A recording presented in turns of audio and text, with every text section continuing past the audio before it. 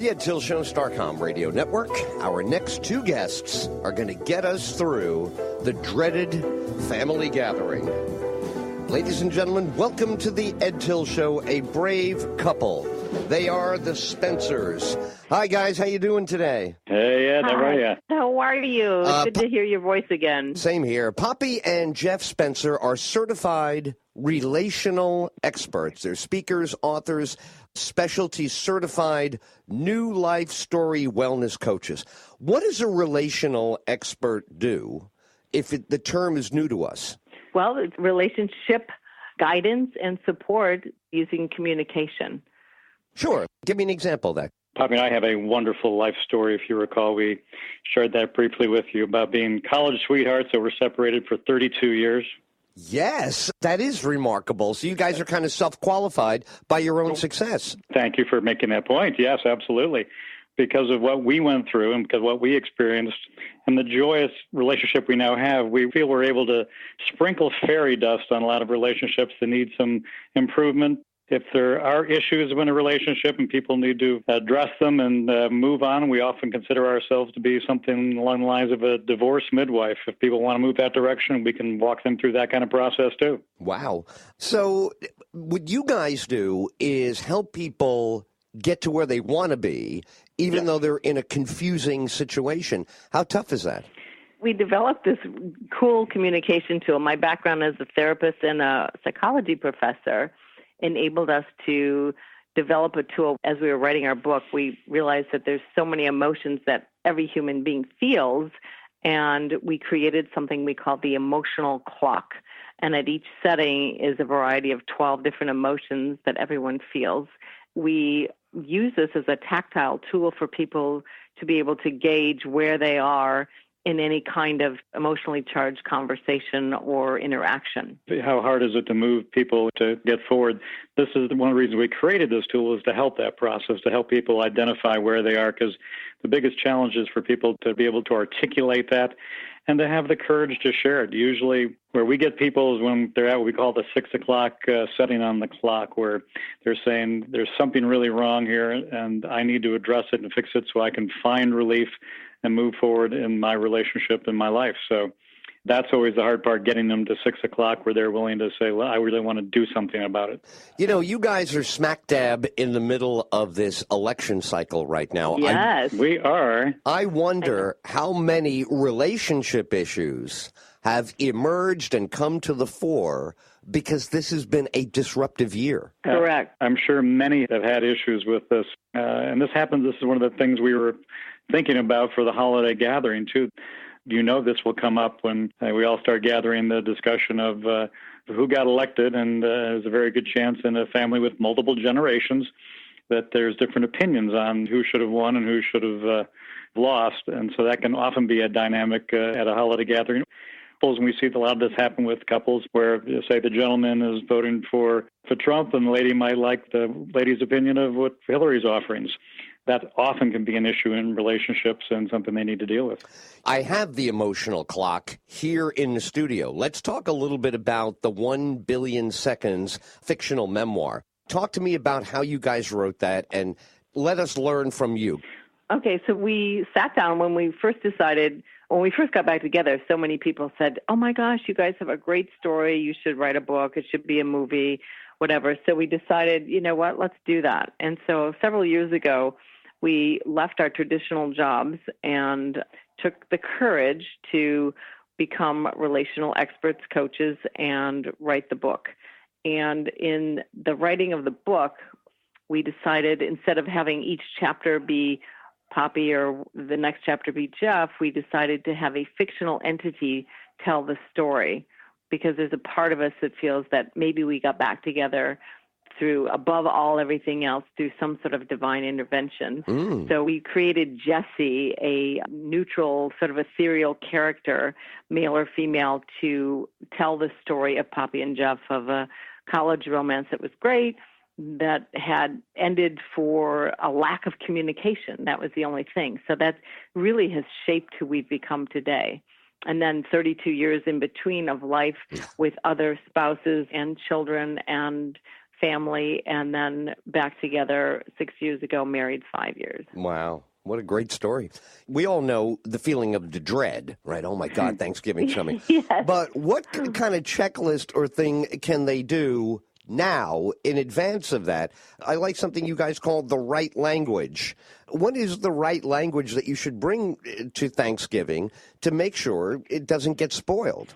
Well, I think there's multiple things, Ed, that constitute the right language. First of all, I think is making sure that, say, if Poppy and I are hosting the Thanksgiving dinner, making sure the home where it's being hosted, that there is unity there, that everybody's all on board and we're in sync as to what we're thinking. And if there are issues or problems in our relationships, that we address them as well as possible. Because if we're already tense in our own relationship, everybody else entering the house is going to probably feel that, and it'll be very easy to trip over all kinds of other questions that can come up. Sure, and how hard is that to do, to anticipate and gird yourself not to get drawn into an argument with Uncle Bill or let Aunt Sophie start with you about that Donald Trump? And before you know it, you intend the right thing, but you get drawn in.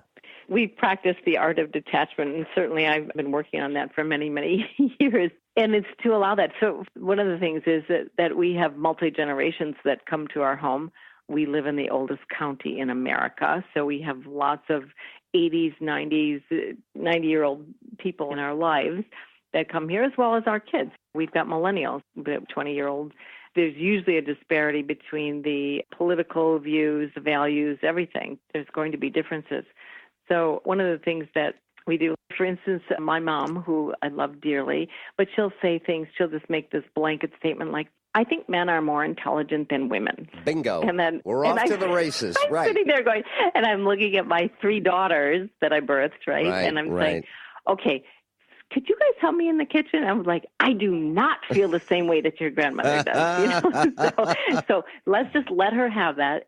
And Geoff is great because he'll go ahead and acknowledge. Yeah, part of what I think it's important to do is a level of respect, but acknowledging what they're saying, not disagreeing. I always try to agree. Whatever the comment is, whatever the topic is, right. I might think it's preposterous what they're saying, but I'll say, you know what? That is a great comment. I think you're so right, but you don't necessarily agree with them, but you just say you're so right, and you can kind of then regain the floor and kind of segue the conversation into a partial acceptance of whatever that is. You know where some of these tripwires are, and just also avoiding these things, because there's certain topics that just stay away from. And if they do come up, try to let them go by and as easily and as nicely as you can. It's the old distraction to change the topic to something else. So always look for a way to shift it away from this heated thing to something that's very easy to talk about. No doubt. This is what the candidates do. I think we call that the pivot, right? You got to pivot. Right, the pivot, exactly, or the redirect. So one of the things that we do also with families is that we actually have a debrief session oftentimes with our 5 millennial children that come together, and we'll say, okay, so here's what Grandma and Grandpa feel about this, and here's what so-and-so feels. And if they get red in the face or they pound the table or they start to escalate in their voice, it's just their way of expressing their passion and their fear, their concern for something, because they love you. And so we're always, especially with little ones at the table, if there are little ones at the gathering, you want to be able to reassure them. And I think the worst thing to do is to try and quell them from getting heated up or trying to shut them down. I think that that's not respectful. There needs to be some sort of tolerance in honoring their opinion. And then maybe you won't have the opportunity right then to be able to say, I'm sorry, I don't agree with Grandma or Uncle Mike.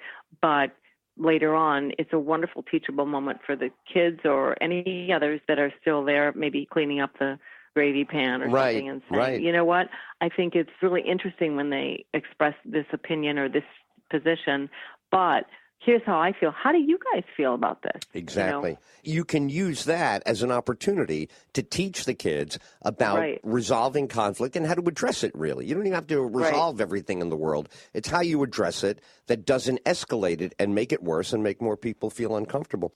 You guys are terrific because you work with corporate groups, couples, individuals. Are the groups tough to work with? I get it where you're working with a couple or family, but when you're working with a corporate group, how tough is it to change the way they think a little? Well, I think it can be. the way we always try to do it is through role-playing. Role-playing is always the way to take any situation and work someone through it. First of all, Poppy and I will often go through role plays of how we might see a situation where people are struggling with something and throw in our own desires of how we might see it play out, and then work with the individuals and have them go through role plays and work through different ways of improving the communication, because it always comes down to what we're trying to help people do, is be able to communicate and share what they're feeling, what they're thinking. Because oftentimes there isn't really a destructive conflict. There can just be the clash of ideas, right? That's important for people to understand. Exactly. And it's also really important when we go into a group is to really know our audience, really know with whom we're speaking. We do our homework. One of the places that we went into recently was a small business, 65 team member, and 80% of the employees were millennials. So we really get the millennials. We have 5. We're baby boomers who raised this generation. So we always feel that the millennials get a bad rap because people complain about them. We created the monster, Ed.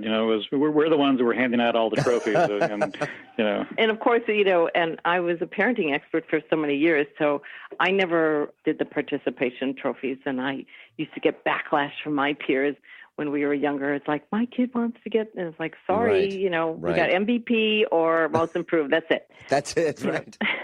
Most improved bowler. I'm sort of hard on that issue. So it's really important to know the audience and to ask lots of questions. We go in and we ask questions and get lots of feedback, interaction. My role as an art therapist a long time ago, I usually use some sort of creative medium to bring immediate interaction and engagement. Right. That's what we do. Oh, man, you guys have such a fun job. Listen, you have a special holiday package if they mention the Ed Tyll Show when they reach out to you at relationalexperts.com. So what we decided to do is a lot of people, especially this week and tonight and tomorrow night, and then, whenever they're gathering, we'll help people walk through exact conversations, especially targeting their families, their dynamic, their situation, their function or dysfunction, whatever it is. We'll have an hour-long consultation with someone specialized just for them. It's originally a $2.99 value. We're offering it for $79 if they mention the Ed Tyll Show. Wow, that's a great value.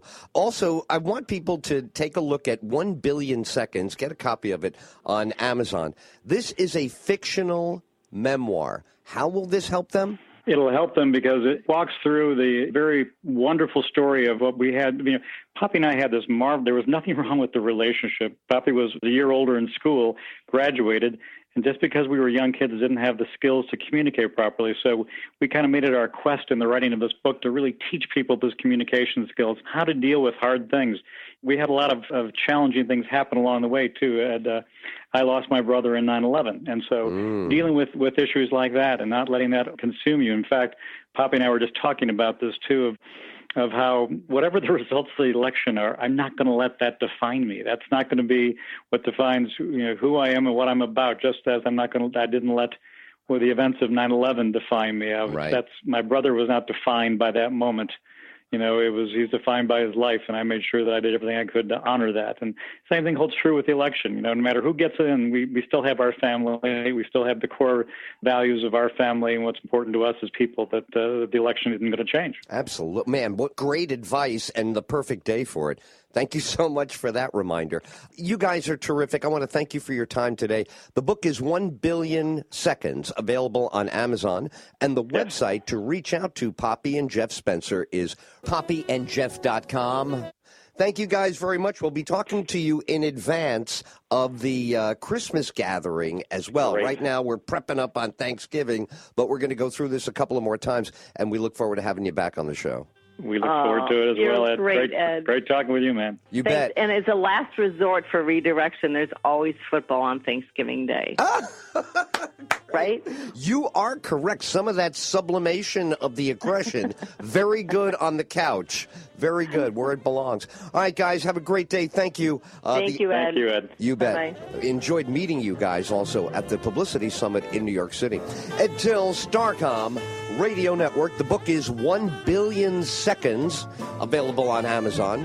And You can connect with Poppy and Geoff Spencer at the website poppyandgeoff.com.